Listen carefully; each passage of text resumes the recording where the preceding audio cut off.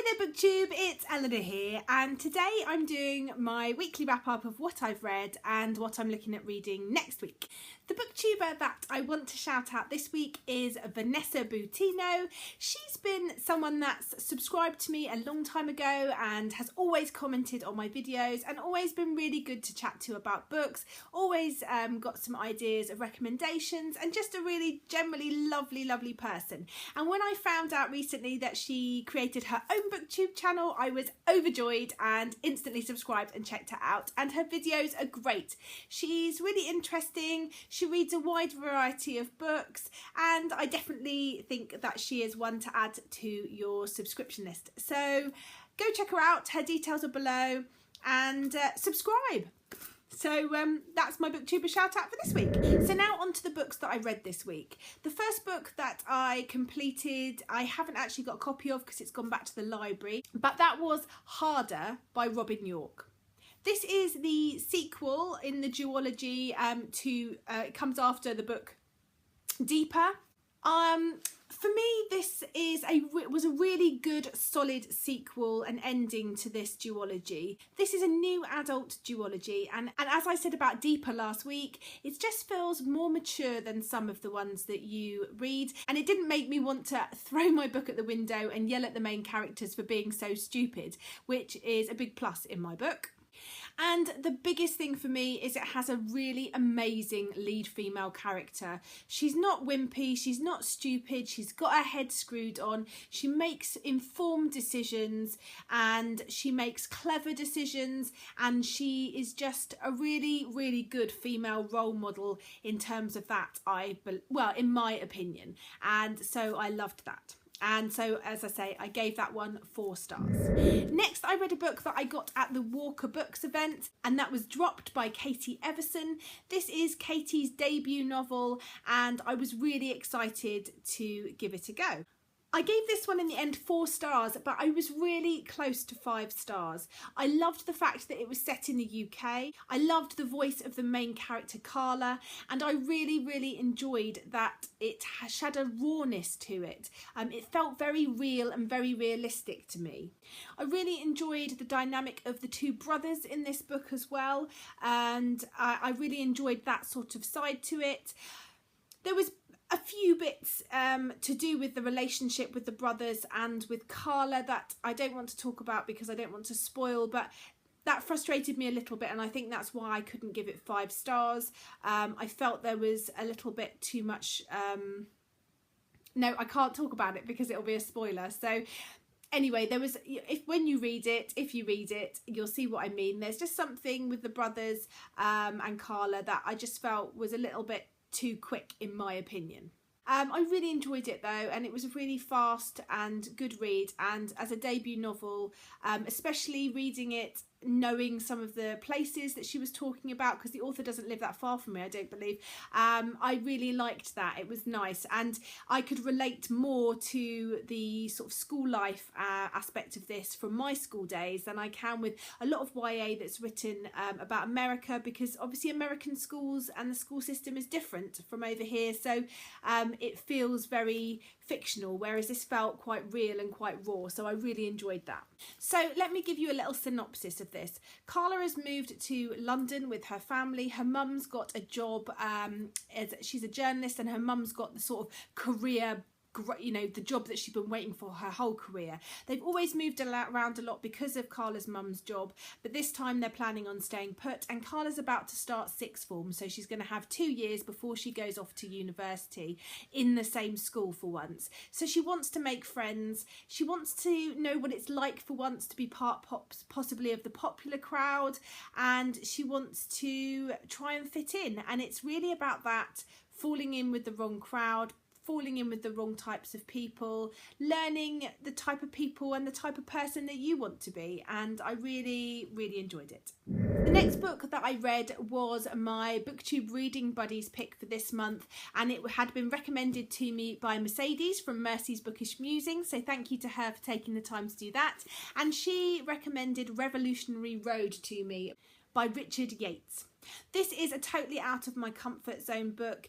It's literary fiction, it's a slower paced book, it's not plot heavy, it's more contemplating and looking at someone's lives in a more quiet way, I suppose. It was okay for me. I found it a little bit depressing, but I think it's meant to be depressing. The story is about Frank and April Weber. They've moved to suburban America in the 50s.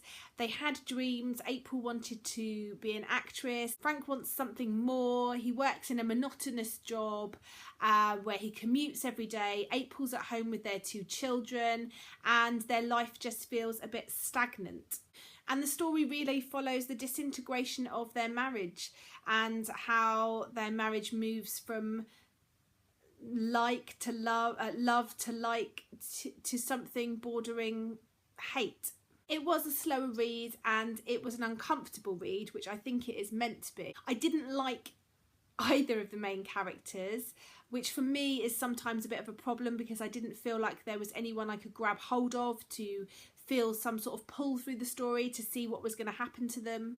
I enjoyed it and I'm glad I read it, but it's definitely not my type of book, and that's fine, but I'm pleased that I gave it a go, and I can see why other people might really like this. It definitely evoked a feeling of heaviness and despair, and I gave this one 3 stars. Next, needing a little bit of light relief, I moved on to the second book in this series by Jenny Han, which is P.S. I Still Love You. This comes after the book To All the Boys I Loved Before, which I read recently and really enjoyed, and this is the second book in this duology. There's mixed views on this duology, but to me I found it heartwarming and sweet and lovely, and I really, really enjoyed reading it. I really enjoyed that there was a wholesome female lead character. I enjoyed that she liked staying at home, she baked, she liked her family dynamic was solid and really, really healthy and good, and I liked that. It was a refreshing change. I liked that she had morals and that she stuck to them, and it was just such a lovely story. And yeah, I really, really enjoyed this, and I know there's mixed views on who the main character wants to be with and maybe ends up with, but I was really pleased with where this went and really pleased with the ending, so I gave this one 4 stars.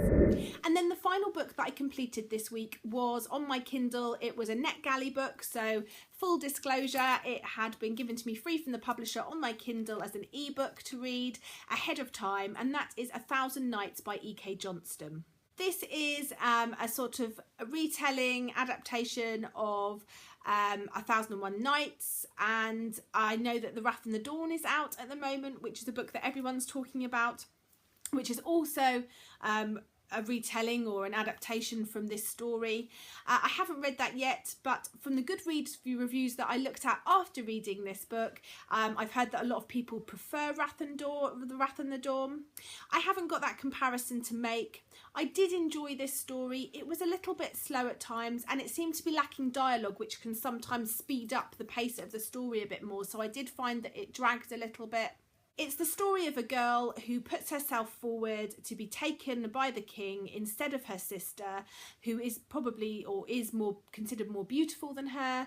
She's taken from her village to be his wife, and it's well known among the villages that the wives only last one night. They end up dead, and it's about her story and about how she tries to stay alive and about why this king does what he does, and it's an unravelling mystery.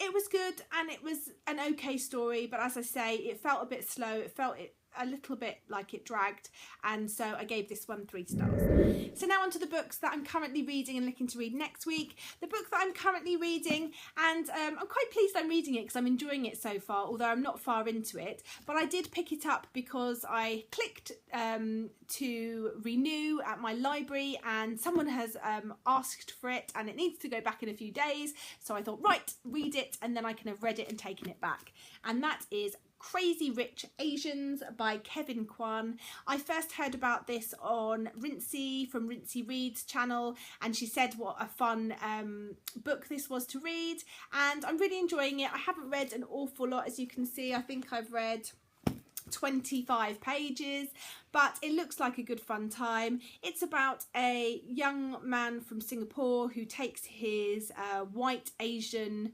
American girlfriend back to Singapore for the summer, to their crazy rich Asian lives, and it's just about what, you know, hilarity ensues. So I'm interested and exciting to give this one a go. Next two books that I'm hoping or will be getting to at some point, hopefully in the next week, is The Vor by B. Catling, which I am doing as part of a buddy read with a number of different booktubers, so I'm excited to read that. This is a fantasy book, and one that I've heard lots of interesting different things about.